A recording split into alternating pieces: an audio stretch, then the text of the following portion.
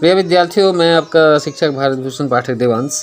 बच्चों, कल हम लोग पढ़ रहे थे अर्धविराम और अल्पविराम। मैंने कोशिश भी की थी कि आपकी वो वीडियो अपलोड हो जाए, पर वो क्रैश हो गया, तो पुनः प्रस्तुत है। अर्धविराम क्या होता है? जहाँ पर अर्धविराम की तुलना में अल्पविराम जिसे कहते हैं, जिसे हम कोमा के रूप में जानते हैं, तो जहाँ पर अर्धविराम की तुलना में कम देर रुकना हो तो अल्पविराम का प्रयोग होता है।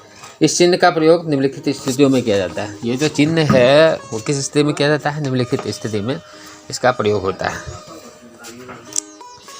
इस चिन्ह का एक ही प्रकार के कई शब्दों का प्रयोग होने पर प्रत्येक शब्द के बाद अल्पविराम लगाया जाता है। यहाँ पे जब प्रत्येक एक ही शब्द जो है वो जो है उसका एक ही प्रकार का जो शब्द है उसका प्रयोग बार बार हो तो वहाँ पे अल्पविराम का प्रयोग करते हैं। लेकिन अंतिम शब्द के पहले और का प्रयोग होता है। जैसे रघु अपनी संपत्ति, भूमि, प्रतिष्ठा और मान मर्यादा सब खो बैठा। हाँ, नहीं, अतः, वस्तुतः, बस, अच्छा जैसे शब्दों से आरंभ होने वाले वाक्यों में इन शब्दों के बाद जैसे हाँ लिख सकता हूँ, नहीं, यह काम नहीं हो सकता।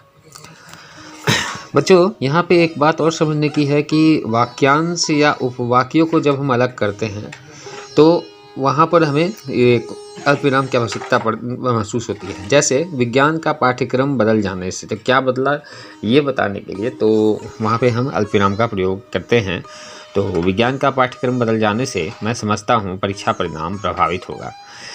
कभी कभी संबोधन सूचक शब्द के साथ भी अल्पविराम लगाया जाता है। संबोधन सूचक से क्या है? जब हम किसी को पुकारते हैं, रवि तुम इधर आओ, तो यहाँ पे हम पुकारने का काम कर रहे हैं, तो वहाँ पे संबोधन में इस तरह की चीज़ों में अल्पविराम का प्रयोग करेंगे।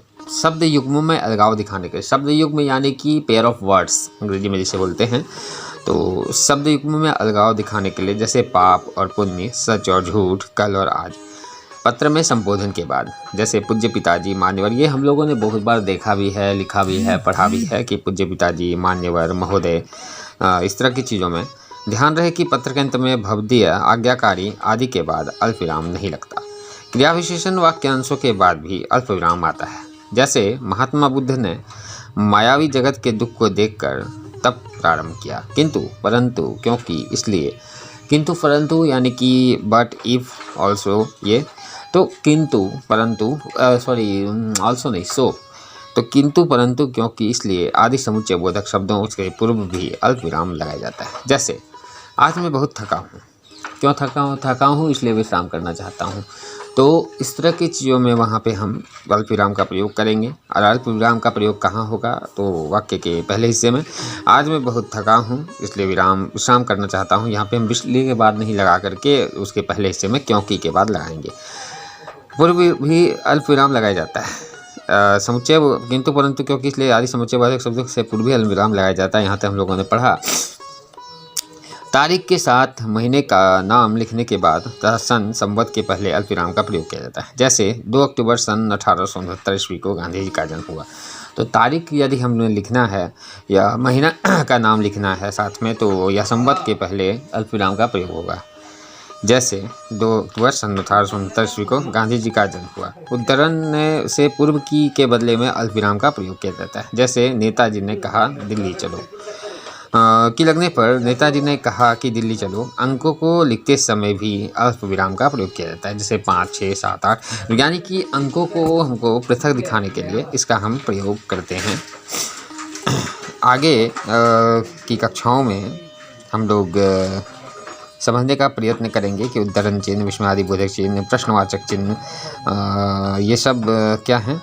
फिलहाल हम लोग आगे पढ़ते हैं कि ये क्या बोलते हैं, अल्पविराम। अल्पविराम हम लोगों ने पढ़ा, और ये अभी हम लोगों ने अल्पविराम को पढ़ा था। कहाँ तक हो गया? हाँ, तो यहाँ पे क्या है कि अल्पविराम क्या होता है कि एक ही प्रकार के शब्दों को यहाँ तक हमने बताया, अल्पविराम में बता रहा था। क्रिया विशेषण वाक्यांशों के बाद भी अल्पविराम आता है, ये भी बताया। तो उद्धरण से पूर्व के बदले में अल्पविराम का प्रयोग लगने पर, संख्या में लगने पर, एक शब्द या वाक्यांश की पुनरावृत्ति हो तो अल्पविराम का प्रयोग किया जाता है। एक ही शब्द का अगर पुनरावृत्ति हो, जहाँ, या, वह, जब, तब, तो यहाँ पर भी हम ये अल्पविराम का प्रयोग करेंगे। वह कब लौटेगा कह नहीं सकता। यहाँ पे यह लुप्त है। प्रश्नवाचक चिन्ह, प्रश्नवाचक वाक्यों के अंत में चिन्ह का प्रयोग किया जाता है, जैसे कहाँ जा रहे हो वहाँ के। प्रश्नवाचक चिन्ह का प्रयोग क्यों करते हैं? तो प्रश्नों को पूछने के लिए। बच्चों, आज की कक्षा में इतना ही हम लोग रहने देते हैं। आगे हम लोग पढ़ेंगे कि विस्मयादिबोधक चिन्ह क्या है, उद्धरण चिन्ह क्या है, योजक चिन्ह क्या है। और आशा है आपको यहाँ तक अवश्य समझ में आएगा। यदि उसके बाद भी समझ में नहीं आता है तो आप कमेंट में बताएं, टिप्पणी पेटिका में बताएं। मैं आपके मार्गदर्शन के लिए सदैव प्रस्तुत हूँ। और यदि जैसा मैं बराबर कहता हूँ, यदि आपको समझाना पढ़ाना मेरा अच्छा लगता है तो आप अपनी बहुमूल्य प्रतिक्रिया अवश्य रखें। 1 से लेकर 10 तक नंबर आप दें यथा योग्य। और गुरुजनों से अनुरोध है, यदि कुछ छूट रहा हो तो अवश्य टिप्पणी पेटिका में बता के बच्चों का मार्गदर्शन करें।